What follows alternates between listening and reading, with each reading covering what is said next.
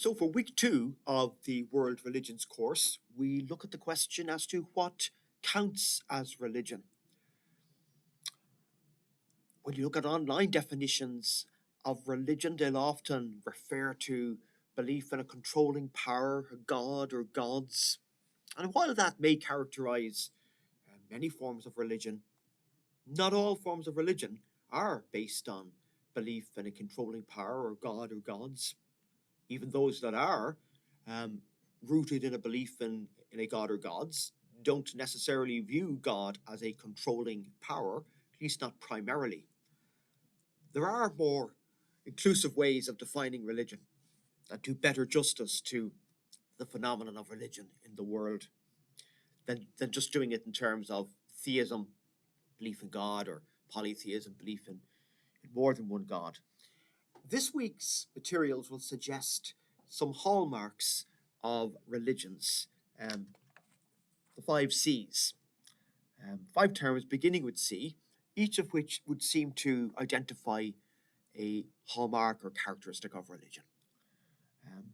Creed, beliefs. Creed comes from the Latin word for beliefs, credo, I believe.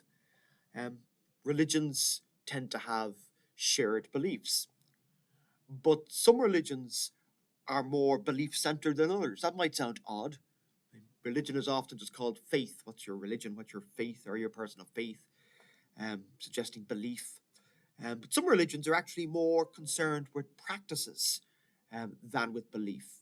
But there are creedal religions that emphasize belief. I think it's fair to say Christianity, with its creeds, its statements of belief, going back to the early church or the church in the first 5 centuries or so. That exemplifies creed. So there's creed. And the second characteristic that this week's materials will propose is the criterion of code. Code is related to creed because it's about beliefs too, but moral beliefs, ethics, morality.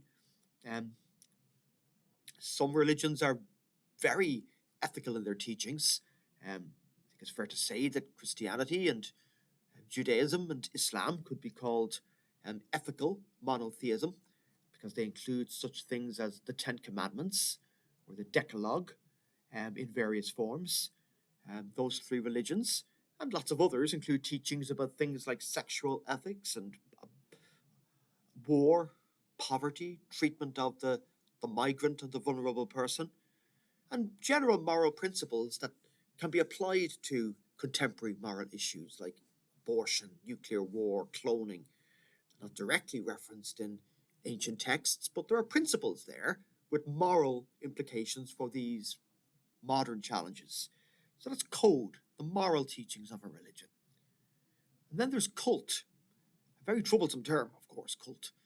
Yes, cult can refer to destructive new religious movements. Arguably, we can talk about it when we look at cults later in the course, but arguably groups like Scientology, the Moonies, perhaps also we could argue that cults exist in very extremist groups within the major world religions, and that has overtones of, as I said last week, manipulation and control. It sounds sinister. But in a broader sense, cult refers to the ritualistic, devotional aspect of a religion. Worship, prayer, whether communal or individual. Cult can involve use of statues, symbols, use of the senses in prayer, burning incense with its aromatic qualities. Cult can involve food, whether it's arti in the Hindu tradition, something we look at when we study Hinduism, or the Christian Eucharist. All of that would fall under cult. Devotion to the Virgin Mary, devotion to Krishna, devotion to any of the ideals of religion can be cult. And then there's canon, C-A-N-O-N. Canon means a collection of literature, of sacred texts. So examples would include the Jewish Torah, the Christian Bible, the Quran in Islam, the Book of Mormon. It can also refer to an oral tradition. I think we could argue that the indigenous religions often have a canon, but it's in the form of oral narratives, myths, legends, but they're text in a sense, and they're canon. And then community. Community referring to structures among the group of believers.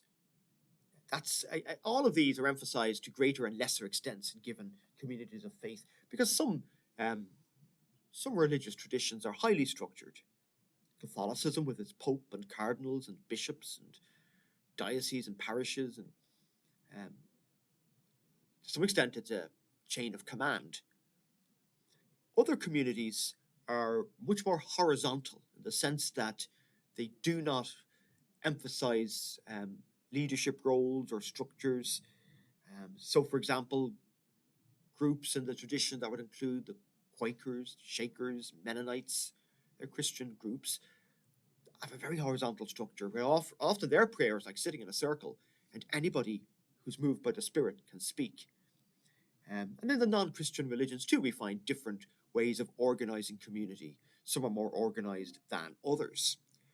The word institution comes to mind. I'm using this term community, but community also includes institution, isn't it? An institution is a very structured community, maybe we could argue, when it comes to religion. But community is always there. You don't have a religion of one. Maybe that would be a spirituality. So creed, code, cult, canon, and community could be considered features of religion. Not that every religion checks every box, and not that all of those are equally important in every religion, but if we're deciding whether something is or is not a religion, that could be a helpful way to make sure that we're using the term religion not just purely in a Christian-centric or solely monotheistic way, that we're looking at groups that might be indigenous religions in far-flung places, and groups that don't have very structured worship. Maybe their community is very much online.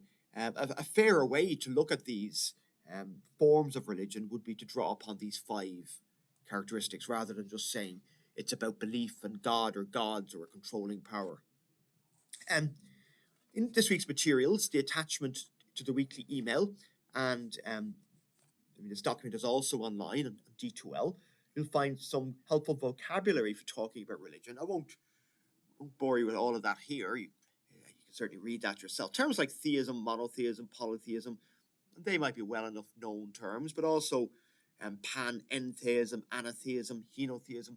That's helpful vocabulary for talking about various forms of religion, and definitely for broadening our understanding of religion beyond belief in God and gods and controlling powers. So that's in there. There's a discussion post, as always, about a movement of your choice and whether or not you'd consider that a religion.